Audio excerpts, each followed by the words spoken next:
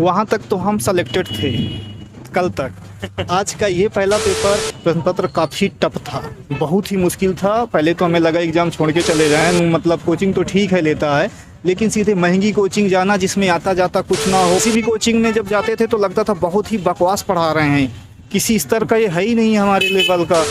Hello दोस्तों, नमस्कार। मेरा नाम है हिमांशु। स्वागत है आप सभी का हमारे एक और नए वीडियो में। दोस्तों अभी हम मौजूद हैं उत्तर प्रदेश लोक सेवा आयोग प्रयागराज में, जहां पर यूपी पीसीएस का मेंस का एग्जाम चल रहा है। तो अभी जीएस का थर्ड पेपर ओवर हो चुका है। अभी सर एग्जाम दे के आ रहे हैं, इनसे जानेंगे क्या स्ट्रेटजी रही, साथ ही साथ क्या स्ट्रेटजी फॉलो करते हैं एग्जाम्स के लिए। तो सब कुछ आज की वीडियो में जानेंगे, बस आप लोग वीडियो में एंड तक बने रहिएगा। एंड चैनल पर पहली बार चैनल को सब्सक्राइब कर नोटिफिकेशन बेल को प्रेस कर दीजिएगा, ताकि हमारे वीडियो की रेगुलर अपडेट आप सभी को सबसे पहले मिलते रहे। हेलो सर, एग्जाम कैसा रहा?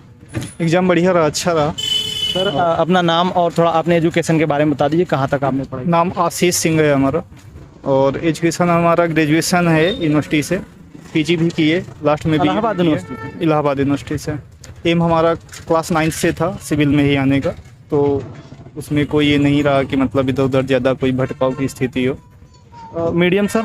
हिंदी है। इस बार आपका पीसीएस के लिए कौन सा अटेम्प्ट है? ये अटेम्प्ट तो अब 2012 के बाद से हम लगातार ग्रेजुएशन के बाद से दे ही रहे हैं, लेकिन अभी तक हमारा जो है 1-2 नंबर से रुक जा रहा था। काफ़ी चेंजेस भी आए मेंस में, प्री में सी साइड क्वालिफाइंग भी जुड़ता रहा, जिसकी वजह से हमारा आर्ट वाला बैकग्राउंड था, थोड़ा इस वजह से दिक्कत आई। फिर खुद को इम्प्रूव किए और फाइनली अब मेंस दे रहे हैं। तो पिछली बार आपने दिया था? नहीं, मेंस पिछली बार नहीं, आरओ का मेंस दिए हैं, समीक्षा अधिकारी का 16 का एग्जाम। जैसे कि आप बता रहे हैं, मतलब पिछला आपने कई बार दिया, वहाँ पर असफलताओं का सामना करना पड़ा। तो जैसे आपने एनालाइज किया होगा कि मतलब गलतियाँ कहाँ पर हो रही हैं आपको, या फिर किस वजह से?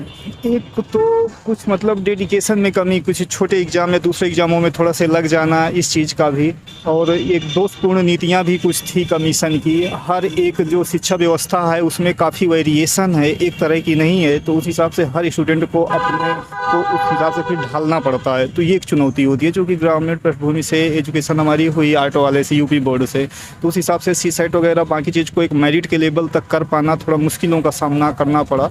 तो ये सब चीज़ें थी। तो मेंस ये आपका पहली बार है या फिर इसके पहले भी मेंस? नहीं, ये हमारा समीक्षा अधिकारी का एक बार मेंस दे चुके हैं, ये पीसीएस का पहला मेंस। इसका पहला मेंस है। तो जैसे कि आप प्रीलिम्स पास करके अभी आप पहली बार, क्योंकि आपको प्रीलिम्स में कहीं ना कहीं असफलताओं का सामना करना पड़ा, आप पहली बार मेंस तक पहुंचे, तो प्रीलिम्स के लिए आपने क्या स्ट्रेटजी इस बार फॉलो की थी? प्रीलिम्स के लिए हम स्ट्रेटजी फॉलो किए इस बार, कोई बाकी सारी चीज़ों वही पढ़ाई जो पहले किए, मतलब होता था। पहले भी हमारा जीएस अच्छा जाता था कहीं ना कहीं, और इस बार भी वही चीज़ें रही, कुछ खास नहीं बदलाव किए उसमें। उन्हीं चीज़ों को पढ़े थोड़ा से, और कुछ अलग से हल्का फुल्का कुछ करंट की चीज़ों को ज़्यादा इम्प्रूव किए, तो मतलब उसमें हुआ फाइनली, क्योंकि करंट को कभी कभार हम हल्का मतलब तवज्जो कम देते थे। तो करंट अफेयर आपने कहाँ से तैयार? करंट अफेयर यही घटना चक्र, घटना सार, यही बुकें हैं, तो इन्हीं से पढ़े। यूट्यूब का भी सहारा लिए, और सोशल साइट का भी, बाकी जैसे गूगल है, तो ऐसे करके। उसके बाद अभी आप बता रहे सीसेट के लिए, तो सीसेट के लिए मतलब आपने कोई बुक वगैरह फॉलो की थी या अलग अलग जगह? नहीं, सी सेट के लिए का हम कुछ भी नहीं पढ़े थे। अब तो क्वालिफाइंग है, तो बस वैसे ही जाके दे देते हैं, तो हो गया, इसमें कोई दिक्कत नहीं, क्वालिफाइंग कर लेते हैं। क्वालिफाइंग। उसके बाद हम मेंस की तरफ आते हैं। तो मेंस में जैसे कि बहुत सारे लोग बोलते हैं एनसीईआरटी पढ़ना चाहिए, तो एनसीईआरटी मतलब आपने पढ़ी या फिर पढ़ी है, तो किस तरीके से हेल्प करती है? एनसीईआरटी हम नहीं पढ़े, 1-2 बार कुछ एनसीईआरटी पढ़े, उसके बाद हमें ज़्यादा वो नहीं लगा, क्योंकि खाली एनसीईआरटी एक दूसरे लेवल से है। आदमी हालांकि मतलब कि वो उसमें इंटरेस्टफुल नहीं है, लेकिन पढ़ने के लिए ठीक है, अच्छा है, आदमी लोगों की अपनी अपनी चॉइस। लेकिन हमारे काफ़ी आर्ट बैकग्राउंड रहा है, काफ़ी इंटरेस्टेड किताबें, बड़ी बड़ी बुकें, जैसे बिपिन चंद्र, BL ग्रोवर, ये सब चीज़ें, RC अग्रवाल, सत्या राय, सारी चीज़ें हम पढ़ते रहे हैं।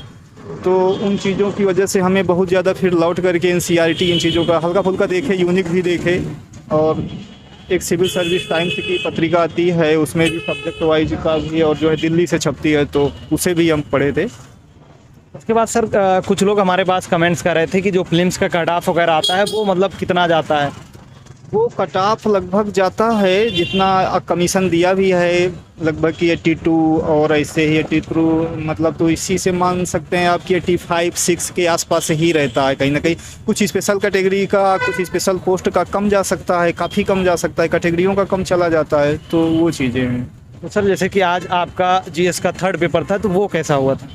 जीएस का थर्ड पेपर तो ये वाला प्रश्न पत्र काफ़ी टफ था, बहुत ही मुश्किल था। पहले तो हमें लगा एग्ज़ाम छोड़ के चले जाएं, लेकिन वो नहीं, ऐसा नहीं है, जूझना चाहिए, लड़ना चाहिए, देते हैं। बहुत मुश्किलों भरा था और जो है इतना मुश्किल था कि अब मतलब फिर भी जूझे, उसको दिए किए किसी भी तरह से, जो भी सही गलत जैसे भी कर पाए।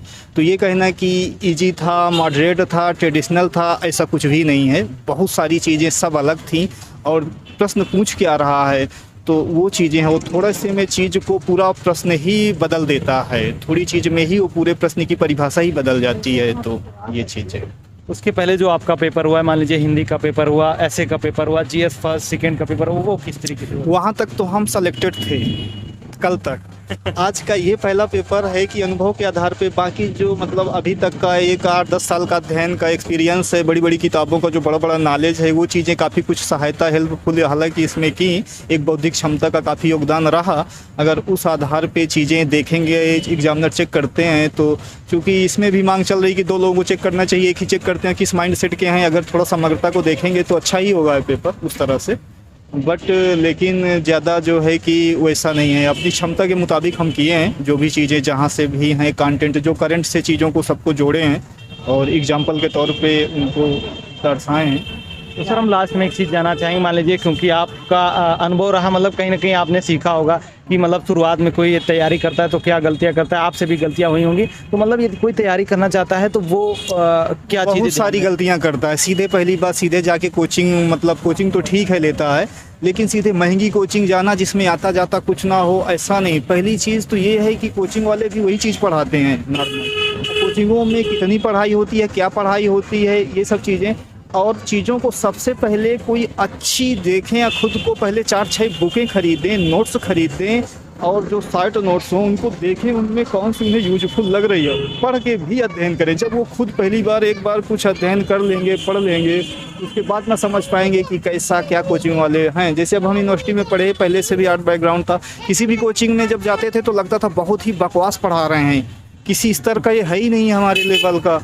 तो मुश्किल से एक दिन की क्लास बहुत मुश्किल से कटती थी, आधे 1 घंटे की, फिर तुरंत वहाँ से हट के चले आते थे। कोई कोचिंग कभी पसंद ही नहीं आई। तो कोचिंग वगैरह आपने की थी या फिर खुद से? कोई कोचिंग नहीं की है, ना प्री की ना मेंस की। 1-2 दिन कभी गए हूँ, बस वही डेमो ले लिए हूँ, एक अलग बात है, लेकिन उसमें भी हमें बिल्कुल पसंद नहीं आई ऐसी कोई भी चीज़। तो आपको क्या लगता है, मतलब कोचिंग वगैरह जरूरी होता है या फिर खुद अब से? जो अलग बैकग्राउंड से, जैसे हम क्लास 9 से तैयारी कर रहे हैं पूरी तरह से, मतलब सिविल के हिसाब से, तो उस हिसाब से अब हमारी तो तैयारी थी सब्जेक्टों की और बाकी चीज़ों की, मुद्दों की पकड़ की। अब बाकी जो आदमी कोई इंजीनियरिंग की तैयारी कर रहा है किसी चीज़ की, अचानक उसे सिविल में आना है और यहाँ एक सब लोगों के हित को देखते हुए पूरे हर एक डिसीजन लेना है, पूरी समग्रता को समाहित करना है, सारे सब्जेक्टों को पढ़ना है, तो उसी लेवल का उसकी तैयारी है या नहीं है, खुद को तैयार रखा है कि नहीं रखा है, तो उसे कोचिंग एक सहारा हो जाता है कि चीज़ें आसानी से जल्दी जल्दी टॉपिक वाइज ख़त्म होती हैं कहीं ना कहीं और एक रेगुलरिटी बनी रहती है। हम तो मतलब खुद भी अनुशासित हमेशा से काफ़ी रहे हैं, तो हमें इन चीज़ों की नहीं है कि मतलब एक अनुशासन बनाए रखने के लिए पढ़ने के बहाने के लिए हमें कोचिंग की ज़रूरत है, ऐसा कोई चीज़ रहा नहीं। हम खुद जो है सेल्फ मतलब कि काफ़ी कंट्रोल रहे हैं इस चीज़ को लेकर। ठीक है sir, thank you so much बात करने के लिए। धन्यवाद।